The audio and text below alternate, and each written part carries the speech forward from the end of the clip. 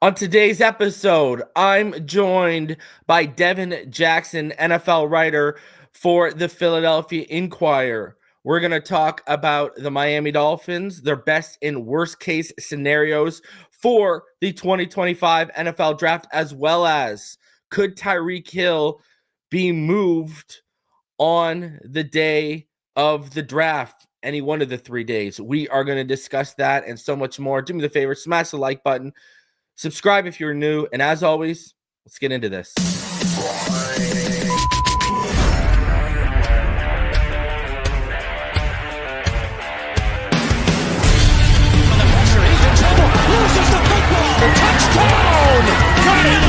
You have got to be kidding me.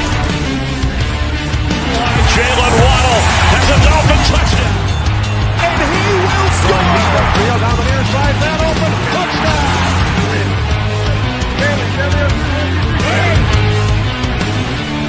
The run from Tua Tagovailoa. Touchdown! He's going deep. He's got it for a touchdown.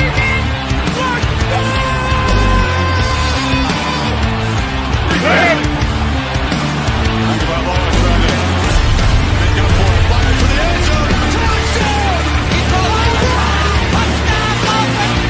Beautiful day to be a Dolphin fan. Let's go!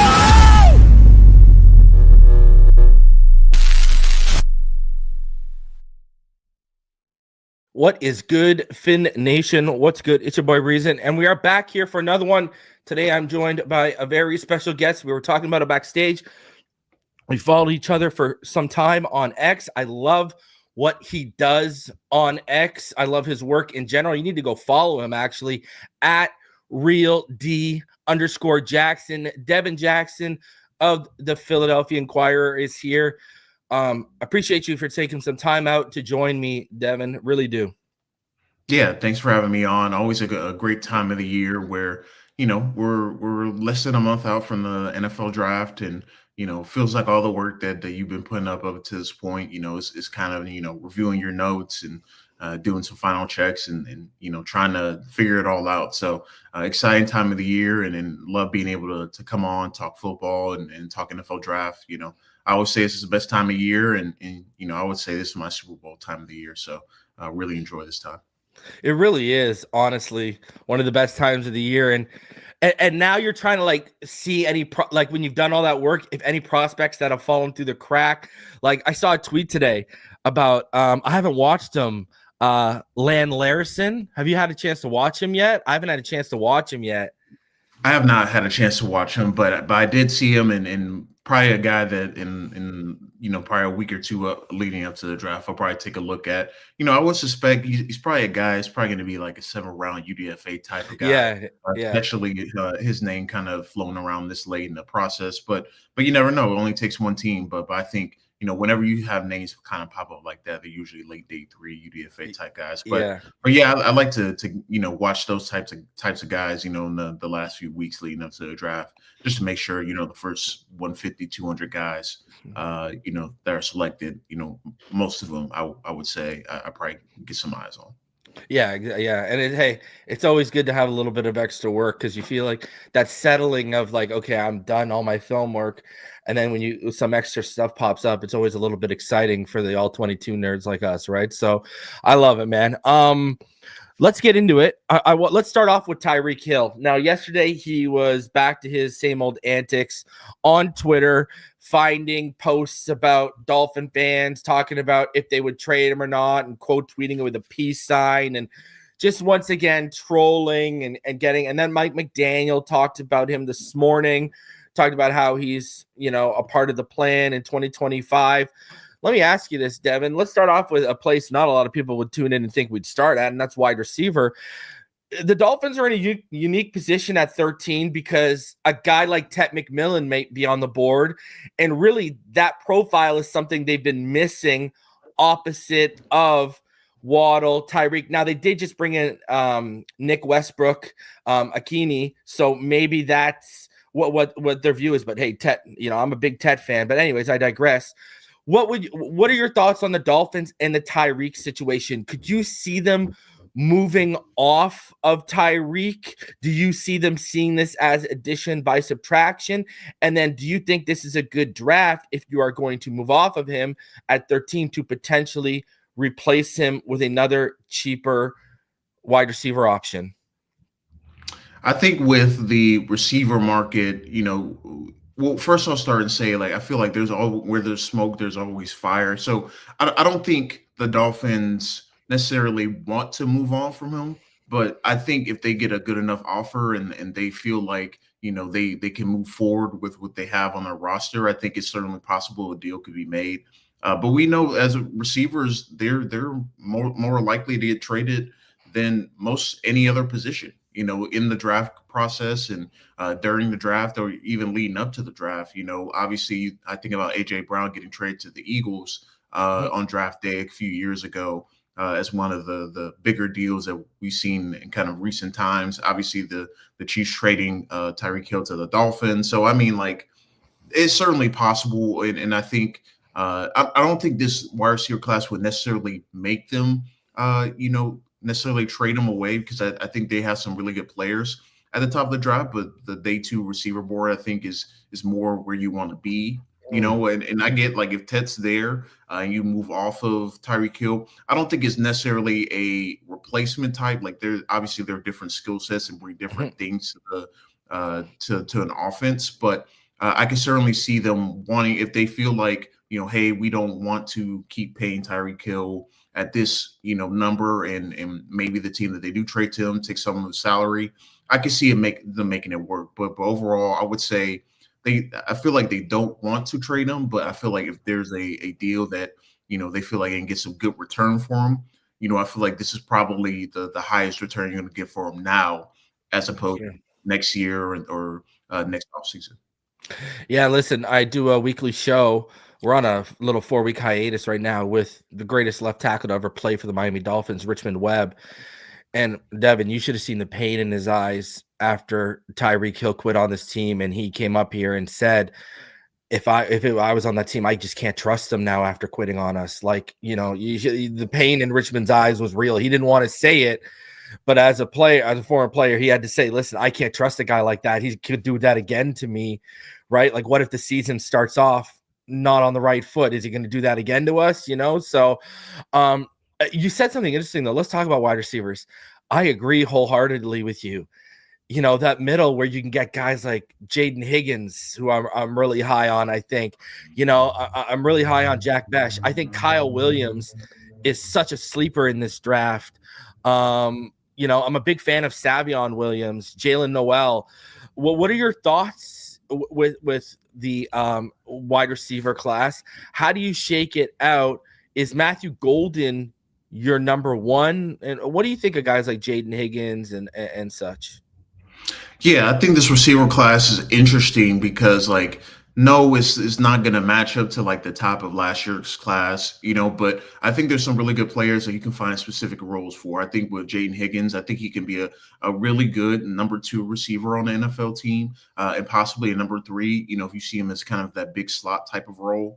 I really like what he brings to the table. I think Matthew Golden is a really good player. I don't think he's a number 1 type of receiver. I think he's also kind of a number 2. I would say the same thing about Mecca Egbuka, who I really love, and I think would be a phenomenal fit for even like a team like the Dolphins. If they decide to trade back and want to get a receiver. So I really like kind of the top of the class. I think as you continue to go forward, like Jalen Noel, we'll find an interesting role as well. I think he's mostly a slot only guy. I mean, even you look at Luther Burden as a guy that some people view as more of a Z type receiver. I think he can be an outside receiver. Some think he's a slot receiver. So I think depending on what teams see him as long term, I think his projection will be interesting. But there's a lot of really good receivers in this class where maybe you don't need a number 1 receiver, but maybe you need a number 2 or number 3. You can get it in the first, 60, 70 picks. I think we're going to see a nice day 2 run of receivers where even guys that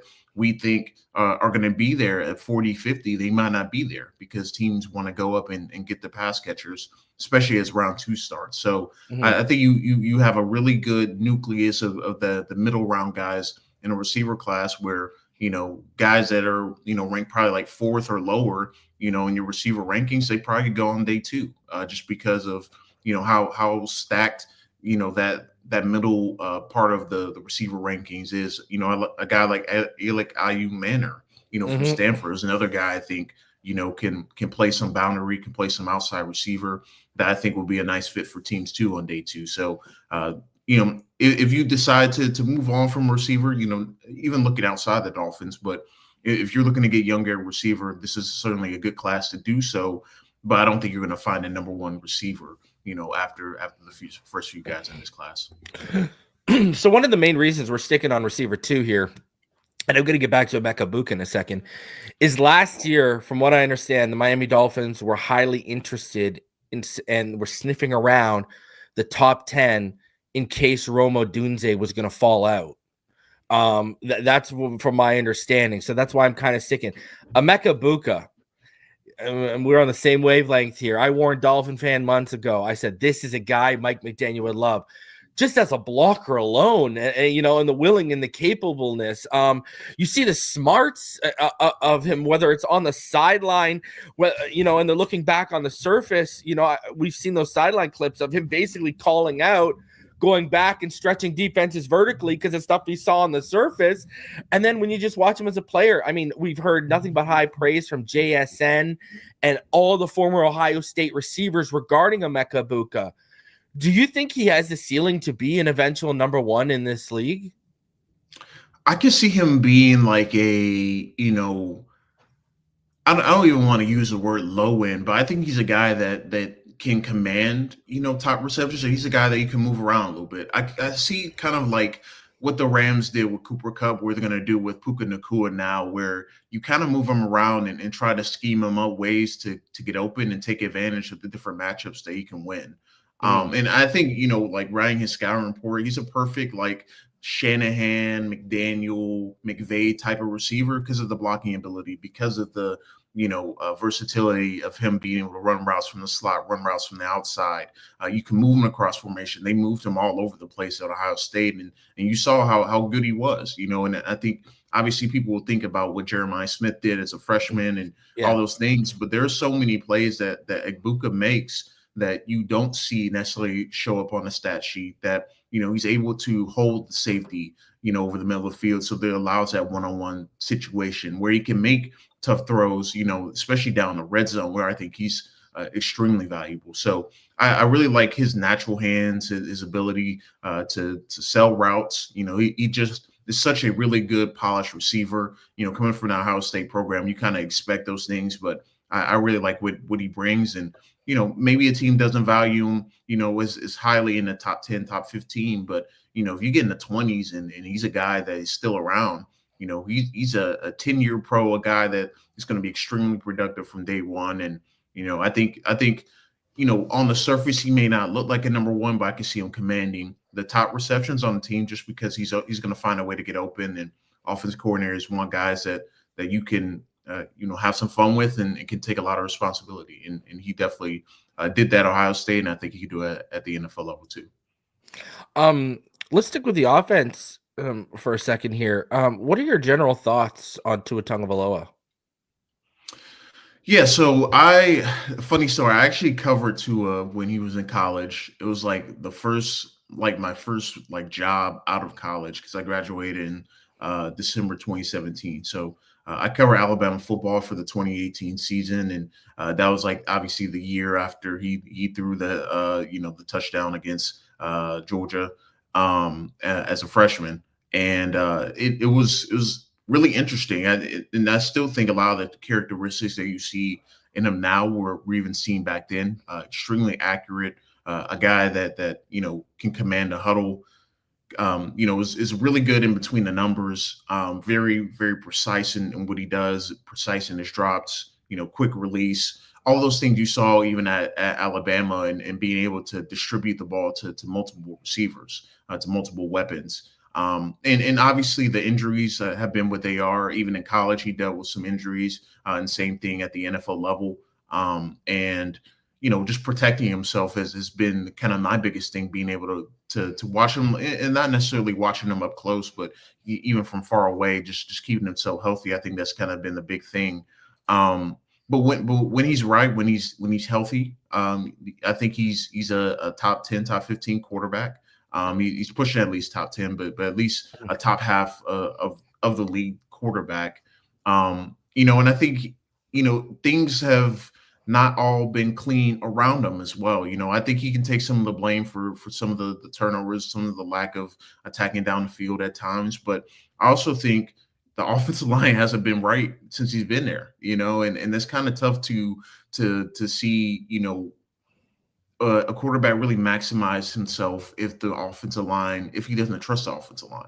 And the kind of the revolving door we've seen in Miami, them trying to address offensive line, it just hasn't gone well enough. Even Teron Armstead not being fully healthy as well, that kind of hurts too.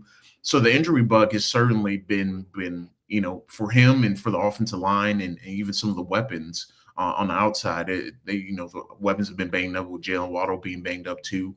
So it's tough. I would say the evaluation is tough. I feel like the same thing for the Dolphins, because the highs, he's taken to the Dolphins to the playoffs, and obviously, the playoff game against the Bills, he wasn't available, but like it's tough in this league to stay healthy. One, and two, especially if your offensive line isn't nearly good enough to be able to withstand some of the hits that he was taking. So for me, I'm always going to bet on Tua, because I remember watching him back at Alabama, and you want to root for him, and all the things he does, and all the stories that you learn about him, and all the things that teammates say about him. They really like him as a leader, as a person. It just, it's tough, because you know that the availability is your best ability, and if he keeps getting hurt, I can see them, like, hey, maybe we need to start looking at other directions. So it's kind of, I think this is going to be a critical year for him, critical year for obviously McDaniel and Greer as well, to get it right, and to really be able to move forward in with Tua, and having a future at quarterback. So, because I think, at least he's brought the most stability, especially when he's playing, that the Dolphins had quite some time. But if there's a chance to upgrade, if there's a chance to, maybe get even better, obviously that's something in the back of the mind too. But, it's tough, because, the situation hasn't been always the greatest for Tua. But he also himself needs to take care of himself as well. Yeah, man. Listen, the offensive line got him hurt in Buffalo a couple of years ago with Jesse Davis, but the injuries this last year, that's on him being reckless with, now they did get Skylar Thompson hurt when he came in, you know what I mean? So that offensive, to your point, that offensive line is not very good. Liam Eichenberg is not an NFL starter. I don't care what anyone tries to tell me. Either is Robert Jones. You know what I mean? And what Richmond always tells me, listen, you can make up for one weak link on the offensive line, but when you start getting two or more, it's just almost impossible to make up for that. And you said a couple things in there I want to talk about. Number one, Teron Armstead. The word is he might retire, and the Dolphins keep stressing we're operating like he's not coming back. Your thoughts on Patrick Paul? Because I've been quite adamant that from what I saw from Patrick Paul in college and what I saw from him last year, he's not stopping me from drafting Armand Membo, Will Campbell, or Kelvin Banks in the right situation. What are your thoughts on Patrick Paul and Teron Armstead potentially leaving a big void at left tackle? Yeah, losing Armstead is difficult. I mean, he's one of the 10 best tackles in the league. Especially when healthy, he might even be pushing top 5 when he's healthy. Yeah, that's how valuable and how good he is. Look, I think teams always want to give like their early round picks a chance to prove themselves, and obviously that's what they want to do with Patrick Paul being a second round pick. Look, I thought he was more of a developmental player coming out of Houston. I like the size, I like the length, I like the tools that he has, but I didn't think he was ready to play from day one. And still, I will have a little bit of reservations even going into season starting with him. So, obviously you want to be, and there's not a lot of players especially in the tackle market right now anyway. But you definitely need a veteran that at least can push him and be able to, Yeah. bring some of that veteran presence in case Patrick Paul doesn't work out. Because if he doesn't work out, you don't really have a pivot. You don't really Mm-hmm. have a second option. So I think that's where like you definitely need to draft offensive line, even if you believe in him. Maybe not the first round pick, but on day 2 you need to pick a guy. Day 3 you need to pick a guy because like you have to keep picking offensive line till you get it right. It's not one of those positions that is easily tradable for. It's not really one of those positions that you can get better overnight. It Yeah. really has to. Either you have to let a guy kind of develop, or you need to be or have a plan in place in case it doesn't work out. So obviously you hate to even talk like that, and a guy that's such a young player that hasn't even have a chance to talk like that, or even a chance to play at a high level or play enough snaps to even determine if you need another guy. But you don't really have a chance to see him get the full opportunity to show what he can do. So like, how are you going to what are you going to do if it doesn't work out? So I think that's really going to be an interesting storyline to watch. Like if Armstead isn't back, I can see Patrick Paul being the quote unquote starter, but you still need other guys in that room to do so. And so I was a little surprised that, especially for the Dolphins' sake, they weren't a little bit more aggressive in some of the tackle market and some of the things that went on. I mean, even a guy like Fred Johnson, who went to the Jaguars, that was kind of a swing tackle for the Eagles. I was surprised they weren't in on him as well, because you need to have a guy that has an experience that can step in if things don't go the way that you plan on being. So yeah, it's tough. Patrick Paul, I think, high outside guy, but can he reach that outside? Is it going to be the answer? And usually with young players, like, by year 2, if you're not producing, especially at a position like tackle, it's hard to believe by year 3 or year 4 it's suddenly gonna click for him. So You know what I just worry about? I worry about, his feet and his movement ability and his lateral ability in in our outside zone. I mean, you see him, he's the type of guy where, man, if he doesn't take that right angle, he's not recovering. It's just not against a speed or a twitchy rusher. He's just gonna get beat. And I think the other problem is you're in a window where the pressure's on to win now. And if a guy like Membo or Will Campbell falls, who's potentially special, now this is what I would do. I would draft them and kick them to left guard, and I have said this, and I would see what Patrick Paul gives me for at least half the season. If I don't like what I see him, it's probably easier for me to kick Will Campbell or whoever I drafted from left guard to left tackle and go find a guard at the trade deadline than it is for me to go find a tackle at the deadline if I got to upgrade. Another interesting option to me, 2 guys I really like at 48. Now, one guy is more right side dominant, and that's Jonas Savaianea, but he might not even be there at 48 now. And another guy who I think would be a really interesting guy who could play left guard and kick out to left tackle in that pinch is Donovan Jackson. If he's on the board at 48, I think kind of gives you some of that flexibility, because I agree with you. You need to have a contingency plan because you are in a win now mode. You need to have a legitimate contingency plan. And I think the idea is finding a guy who can play left guard and kick out to left tackle if Paul's not the answer and Armstead retires. But, that's just my opinion. Let's pivot back to quarterback for a second. The Dolphins have 3 picks before we get into the hundreds, right? 13, 48, 98.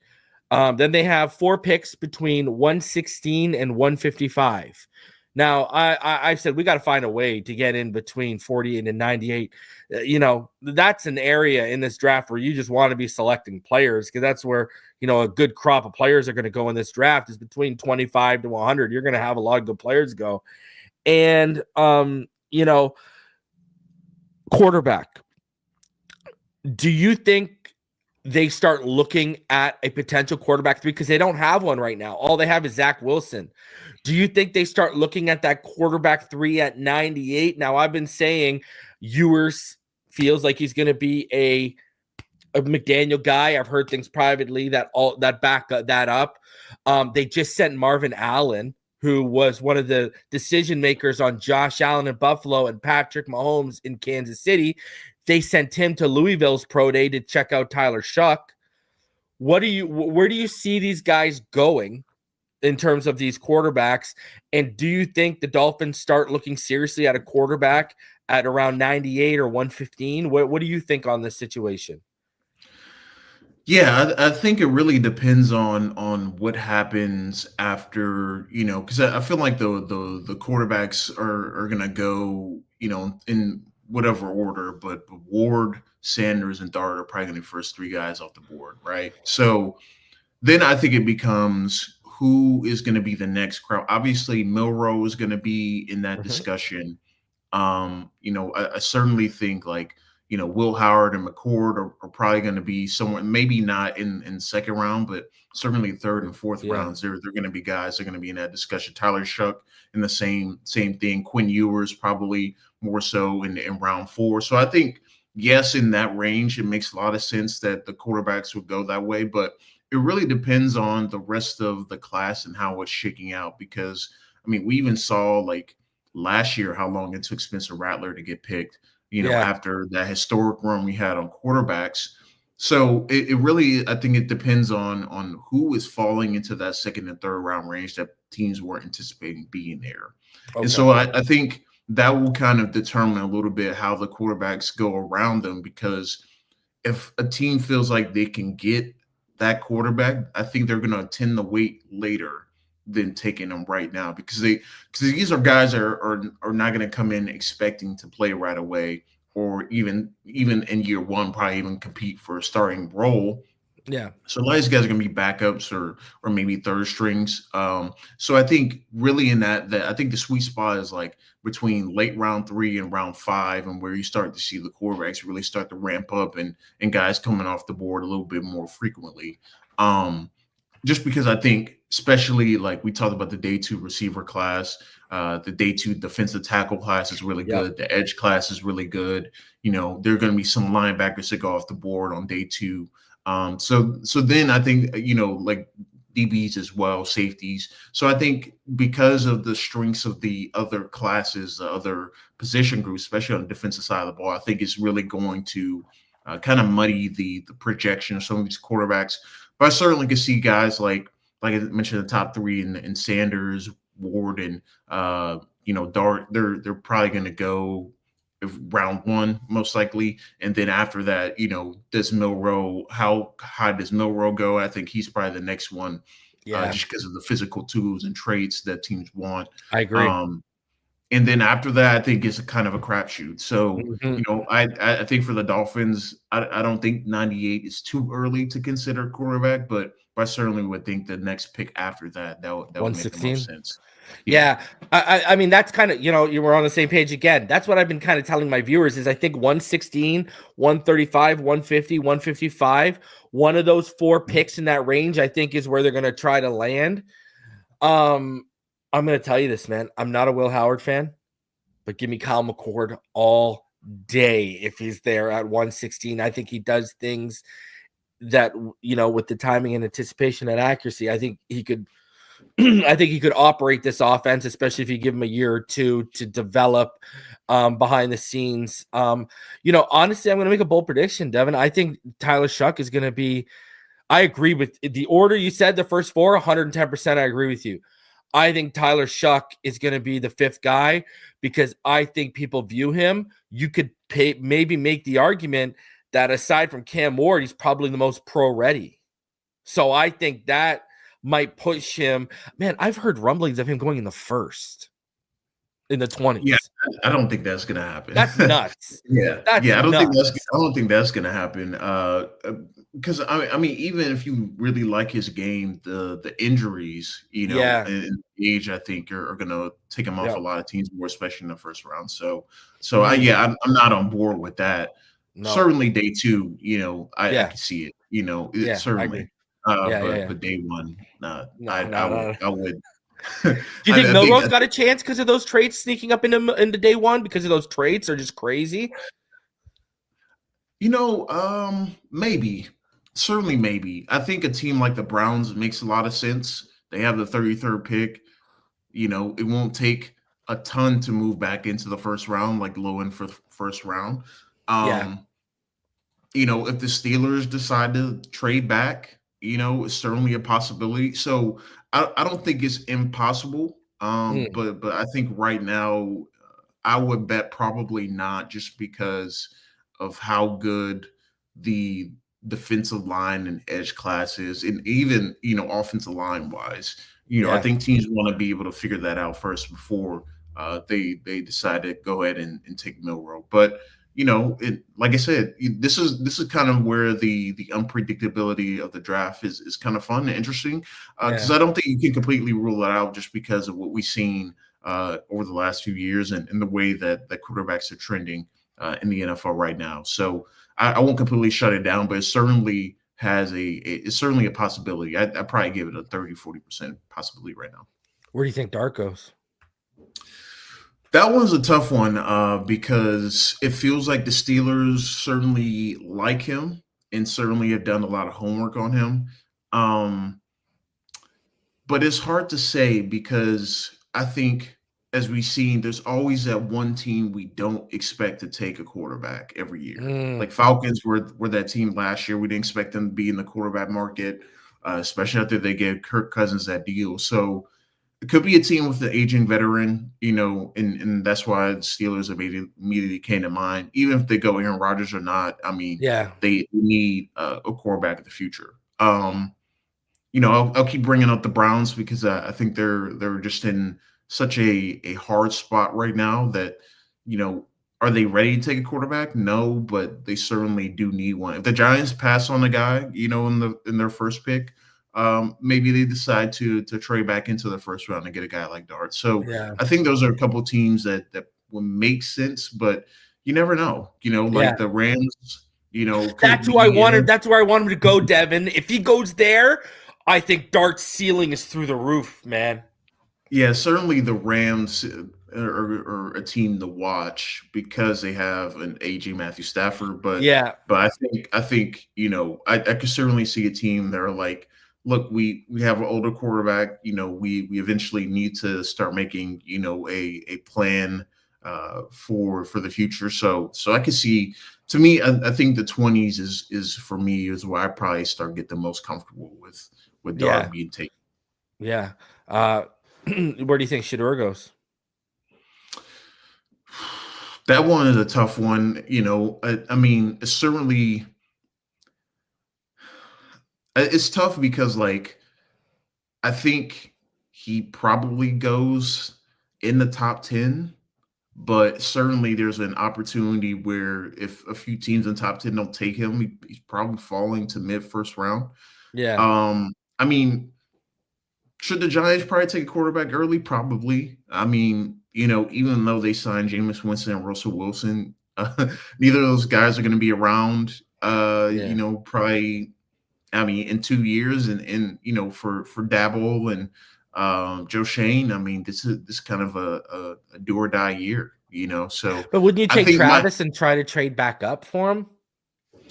I just think there's no guarantees with that, Yeah, and yeah, they have so many needs on their yeah, team that it's hard to justify them taking Travis right now, because, like, it will suck if they did that and then, like, they don't have a long-term quarterback, and they're kind of stuck in the same situation that they were with Saquon Barkley, and I think that's where, like, I get kind of like, it's hard, because, like, Travis Hunter is right there, yeah, Abdul Carter is right there, and certainly they will make their team better right now, but they need to be looking 3-4 years down the line. So I think the Giants make the most sense in terms of, if you're going to take them top 10. The Raiders seem like a popular pick, and maybe the Raiders still, might be an yeah. interesting landing spot, even with Geno Smith in tow, I because think they go Gene T, bro. I think they go Gene T. I can see that. So I think with Shador, there's not a lot like there's quarterback needy teams, but like, are they ready for a quarterback right now? Yeah. So like the Giants, Browns, I think match that description inside the top 10, and then outside of the top 10, Steelers is a team that I brought up before. I doubt he makes all the way to the Rams. So if I say right now, I probably lean the Giants. Would take Shador, but that is not really a confident take. Just where the rumblings are right now, I would say, but it certainly can change. Any chance Dart jumps him? If Shador falls out of top 10, I think it's certainly possible. Yeah. I think Okay. it's possible. Mm. Because then I think it gets a little bit unpredictable, and then teams. I think that's when you can start seeing some trades start happening. If the quarterbacks fall a little bit, past that 10, 15 range, I think, some teams in the 20s that may need a quarterback, may decide to pull the trigger there. Do you think the issue too is really a lot of teams, the majority of the majority of the teams only have a first round grade, maybe not even a first round grade, but the highest grade on Cam Ward, and they see Shador and Dart as second round talents, third round talents that they got to take in the first? Yeah, and I think that's where the quarterback evaluation process gets interesting because it is not uniform across the board. And teams have different grades on different players, and they value it a little bit differently. So in this class, like, to me, I think the advantage is teams picking in the top 5 that have an early second round pick that maybe they do not need to get the quarterback right now. Like, Titans absolutely need to. Like, I'm not even discussing them, but like the Giants, the Browns, I think are in a position where if they don't take a quarterback right then and there, they could, in theory, move up to get one later in the first round. But then again, there is no guarantee that they will be there. And Yeah. and also, like, do you want to give up the capital in this draft specifically and potentially lose day 2 capital this year, or early day 3 capital this year, when that's when really the strength of the class lies. So I think it's certainly a factor in terms of Dart and Sanders not having uniform first round grades across the board. And some teams may prefer one or the other. Mhm. So I think that makes it a little bit difficult to find landing spots for these guys sometimes if you don't feel like that teams in the top, 10, top 20, top 25 in the first round in general, or, make a lot of sense for these guys. So Yeah. I think that's where it gets a little bit muddy. And it's reminiscent of like the Kenny Pickett, the Malik Willis draft, where like Yeah. the quarterbacks should go early, but will they actually go? I think that's kind of the bridge we're trying to gap here. But we know that Cam Ward's probably going number 1, and that's Yeah. really the only certainly we have in this quarterback class right now. And let me be honest with you. I'll take Shador and Dart 7 days a week and twice on Sundays over Kenny Pickett. Let me tell you that much. Yeah. Okay, so let's skip over to the defense for a second here. Let's talk about 2 specific positions. Number 1, the Dolphin Ramsey's getting into his 30s. Ramsey looked a tick slower last year than he had in previous years. Maybe it's that time to convert him to more of a safety role, more prominent into that star role, a la Charles Woodson made in his early 30s, right? Maybe it's time for that. And, we've let Fuller walk. He had 2 concussions last year. So cornerback Cam Smith hasn't worked out. I was really high on him coming out of South Carolina. I don't know how you were, but for whatever, well, I know what the reasons were. It's more on the player. He hasn't turned into what we expected him to be. So you're depending on guys like Storm Duck, and you got Ethan Bonner, who's more of a slot guy. He's not as solid on the boundary as he is in the slot. A guy who I've been talking about since like October, when I thought it was a pipe dream, was Will Johnson falling to us. And now it looks like it could potentially happen. And there's even some parallel universe, and they might coincide, and it might become this universe where Jahdae Barron goes ahead of Will Johnson because of his testing compared to the turf toe hamstring and lack of testing for Will Johnson.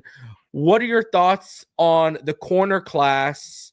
And do you think there is a legitimate chance Johnson's on the board at 13?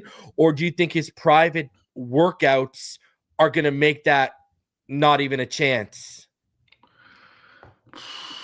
It's tough because I felt like we kind of had that conversation with Devin Witherspoon a few years ago, like where Okay. he didn't have a private workout until later in the process. And he ended up going really early to Seattle, right? So I think Will Johnson is not going to go top 5, and there's a good chance he might not go top 10.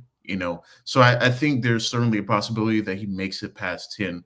Now, will he make it past the 49ers? I think that's the team to worry about a little bit Yeah. because they might want to upgrade their cornerback room and get better. And the Cowboys are known for taking the big name guy, if he's there at 12. So I will say there's certainly a possibility that he does, especially if he doesn't blow away the testing numbers when he is, when he does that private workout. With he doesn't look as ready as you thought he would look. So there's going to be a lot of like things that we don't know because the NFL teams are probably going to keep that information private.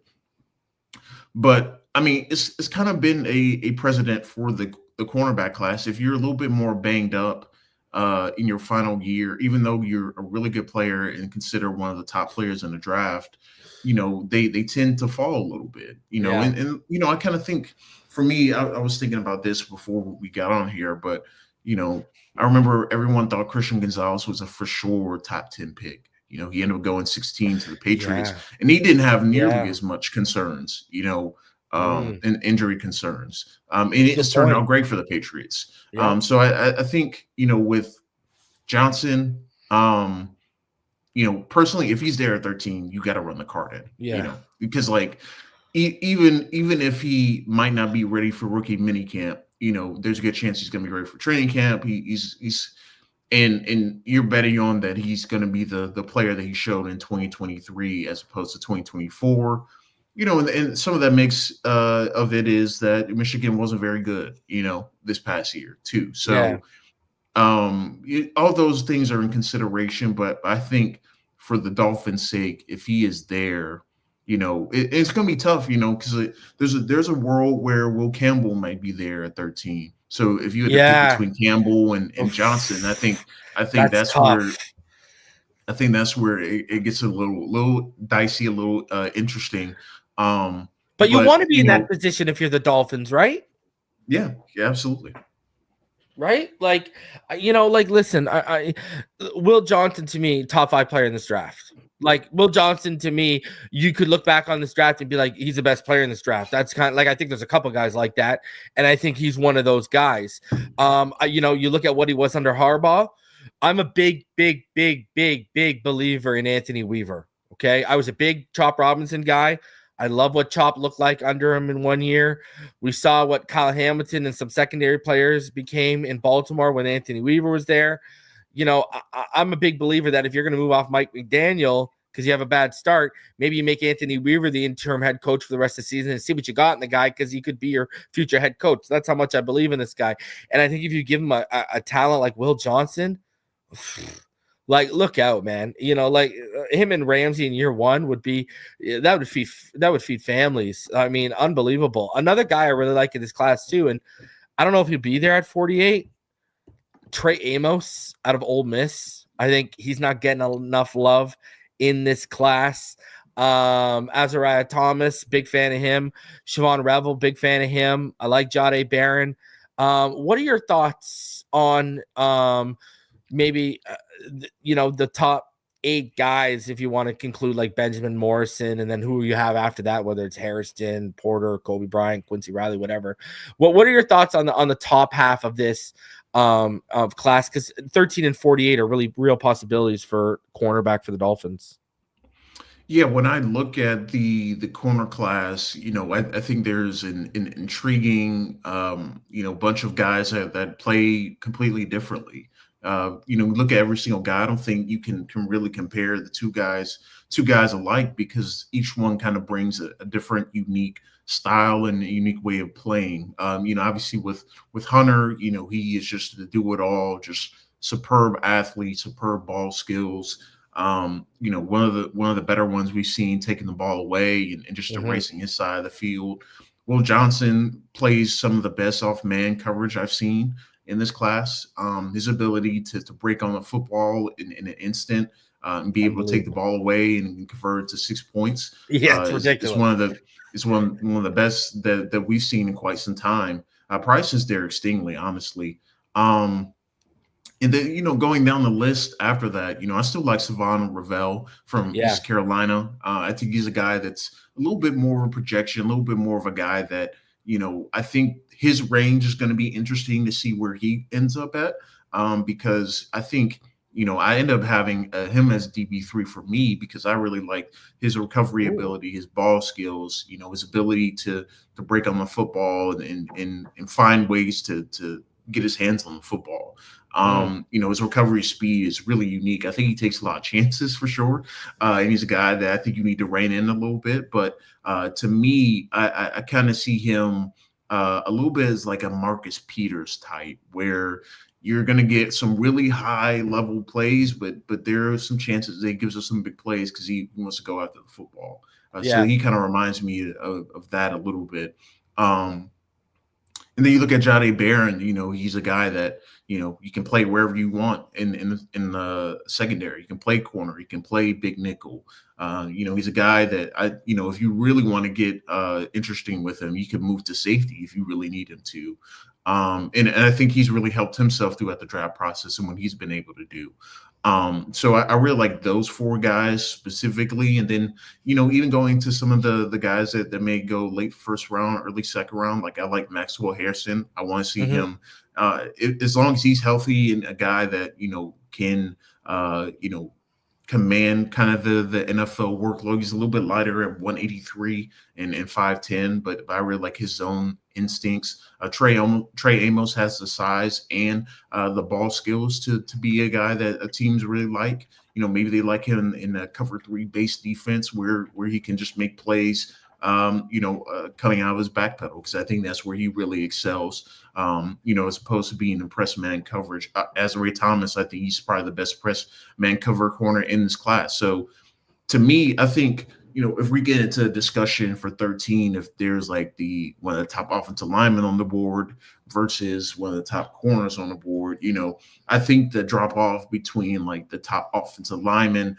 versus some of the day 2 options is a little bit more significant Mm. than it is for the corner class. Not to say that if you get Will Johnson like that's you should be happy no matter what. Yeah, But I yeah. do think if it does get into like a situation where you have to pick a guy to be able to start today on the offensive line versus like a corner that I think, can start on day one and has some of the skill sets that maybe you cover in the corner.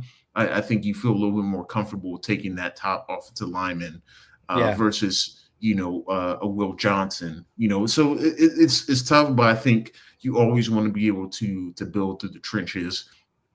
And I think this corner class is good enough that you're going to get a guy on day 2, and I think like if Benjamin Morrison's medicals check out, he's a guy that you can get for discount on day 2.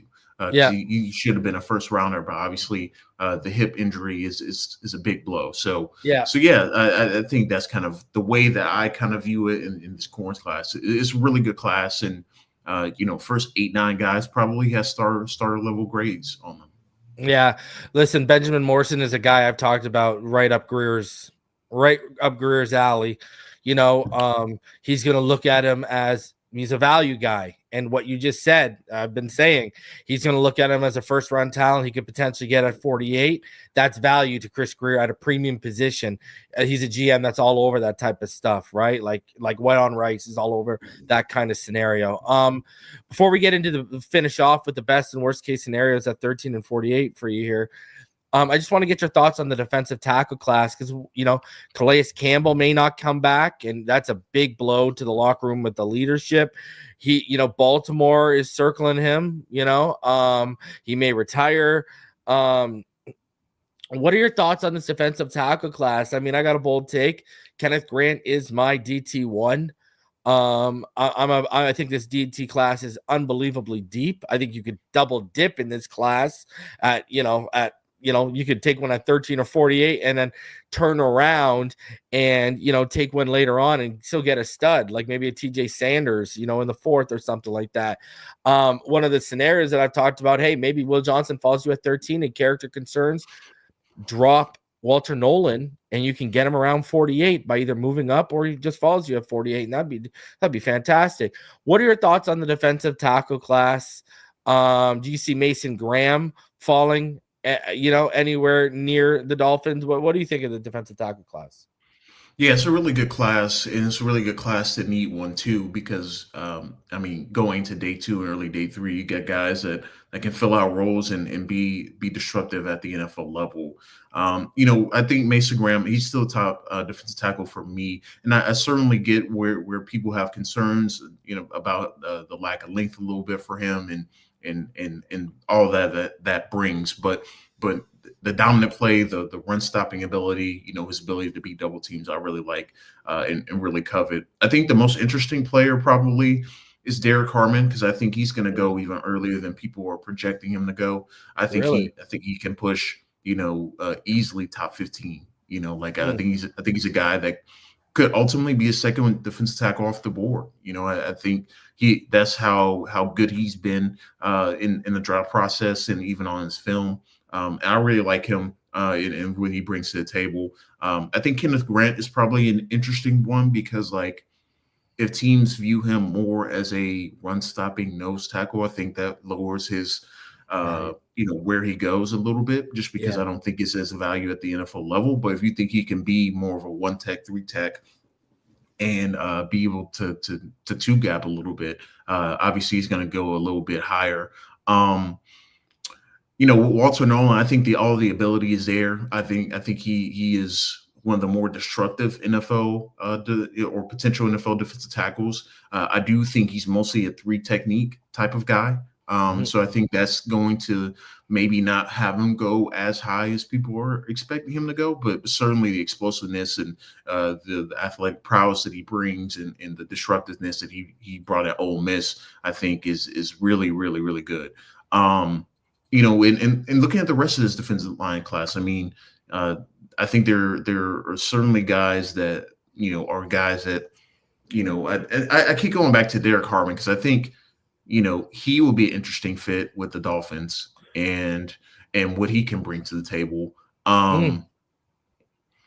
So I look at him as a potential option at 13, assuming that he's there. And that for some reason, you think Harmon might not be there at 13, eh?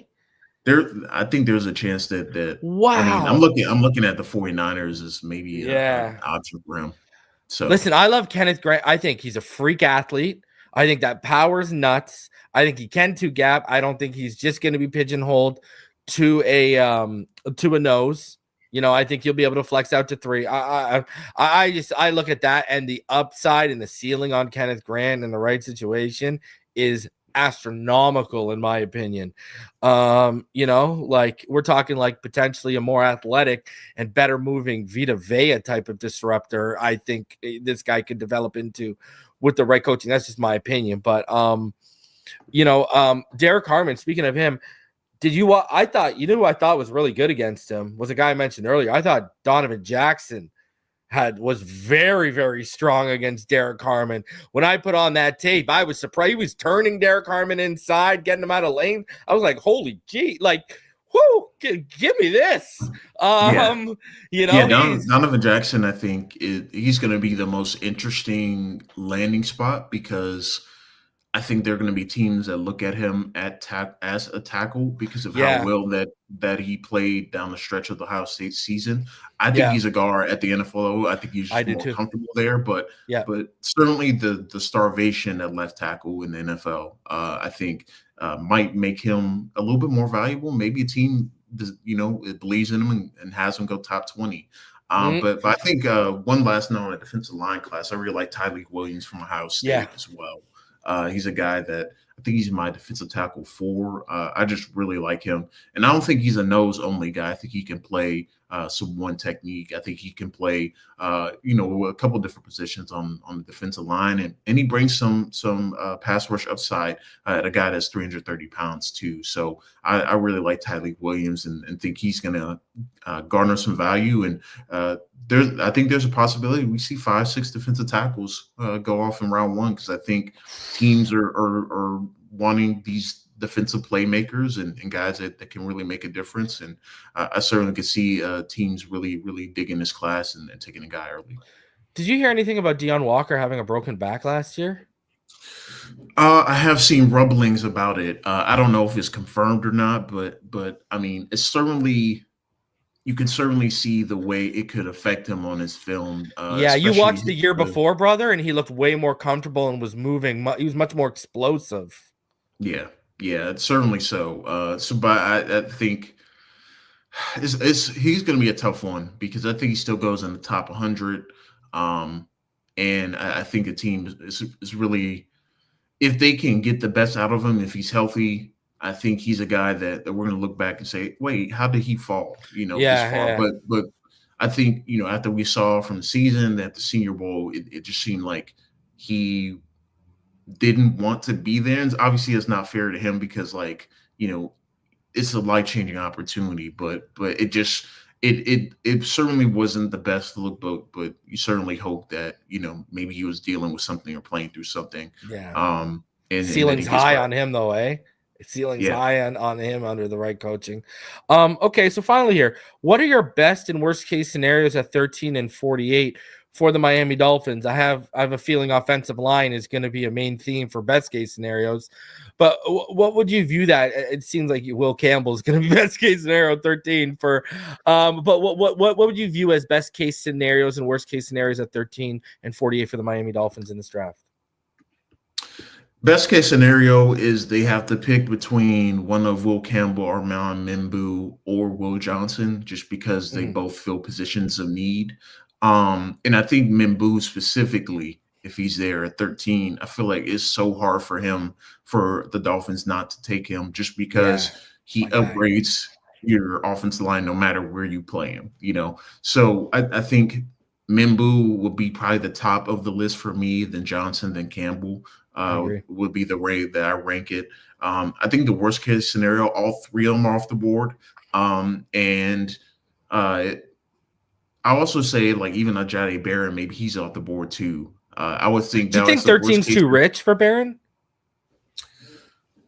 I mean, I've been hearing him maybe go inside the top 10. So I don't even think 13 is rich for Barron. I think that will probably be the worst case scenario, is that the two top offensive linemen are off the board.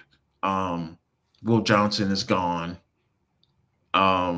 Maybe even Barron is gone, because there's a chance that the 49ers or the Cowboys could take Barron just because they both need to upgrade their secondary.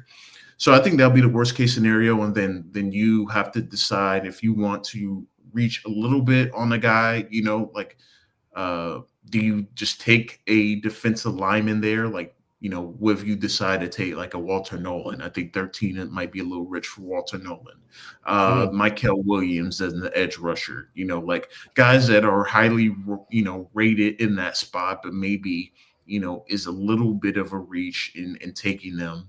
Say they would decide to move on for Tyreek Hill and take Matthew Golden at 13. Yeah. I think that might be even a little rich. So I think, maybe positions that aren't their primary focus heading to the draft, and they have to end up taking because of what is going on, elsewhere in the draft in the first 12 picks. I think that could be a factor in being kind of the worst case scenario. And maybe you decide to trade back, So, I mean, even like a guy like Malachi Starks, who I really like, do you take him that high at 13? Yeah. Personally, I would, but I know that the NFL, taking a guy that high and doesn't have necessarily the crazy athleticism that would necessarily covet that pick at 13. I think that will be kind of the worst case scenario. But I don't think trading back would be the worst case scenario either, because then there's a chance you get another day 2 pick Yeah. And you just talked about wanting to get maybe getting another pick between 48 and 98. So I think, I would put that in like a consolation prize if, all right, none of those three guys are on the board and there's not any positions of need.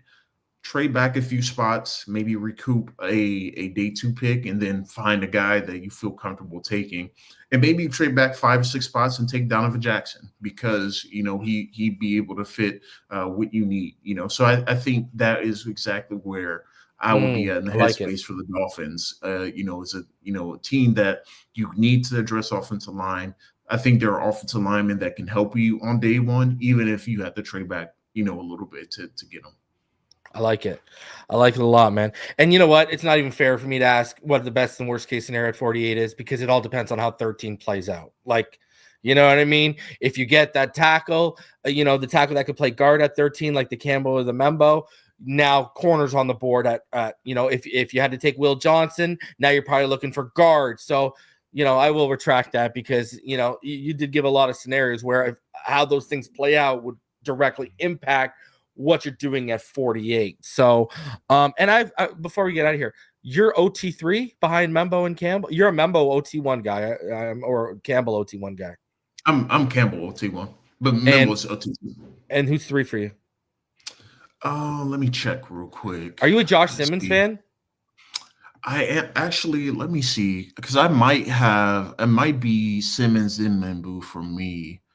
Let me see. Just got to check real quick because let's see, tackles. There it is. Yeah, so it's Campbell, Simmons, and Membu, but the gap between Simmons and Membu is very, very close. And the stuff you've probably heard about privately about Simmons would probably drop him on your board if you're in a war room, I'm guessing. Possibly. I think you still, even for some of the things that you may hear, I think you still got to vet it out a little bit. And then I think there's also the medical component to it as well. Yeah, if he's going to be ready by day one, there should be no worries about it. But I think if you have questions about him and then the knee isn't quite right now or won't be for a few months, I could see a team kind of cooling off on him a little bit. For me, I factor in like the injury parts and maybe some of the off-field things, concerns, things like that when I'm doing more so mock drafts. But in terms of like rankings, I kind of base it a little bit more off of film and what they bring to the table. To me, I thought Simmons, if he played a full year, he could push for OT1. And I think even for Membu, he was a guy that, you kind of had to go back to the film and realize how good he was, just because I thought his name, even like late November, early December, his name wasn't trending too much. But I still like Will Campbell as OT1, and I think NFL teams are still viewing him as a tackle, even though he has 33-inch arms. So I just really like Campbell, his athleticism, his ability to anchor the core strength. And he's a dog, man. Yeah, I love him. He's a dog. So I really and like hey, man, game. in all fairness, it depends on what measurement you go by. Hey, Pro Day 33. Sure. You know what I mean? I'm just saying, stretch him out a little bit. Hey, man, thanks for coming through. Thanks for joining me. Go ahead, plug where people can find you, what you got coming on the way, because it's draft season is in full swing, and let everyone know where they can find your work. Yeah, so I write for the Philadelphia Inquirer, so inquirer.com. I got some, I'm actually kind of breaking down the interior offensive line class on Wednesday. Nice. And kind of, discussing some guys I think that they're top of the class, guys that I think could project and move to the interior, things like that. So I got that coming out on Wednesday. Nice. And then on X, you can follow me at RealD_Jackson. Yeah, man, go follow him. Does great stuff, puts clips out, does little mini scouting reports with those clips too, to give you some information on the prospects. And I just dropped my guard big board. So if Campbell if you had Campbell as a guard, is he your OG1? Yeah. He would be Yeah. my top offensive lineman no matter where he plays. So Yeah. Well, how does it start? Who's your first number one natural guard? Booker? It's gonna be let's Booker, right? see.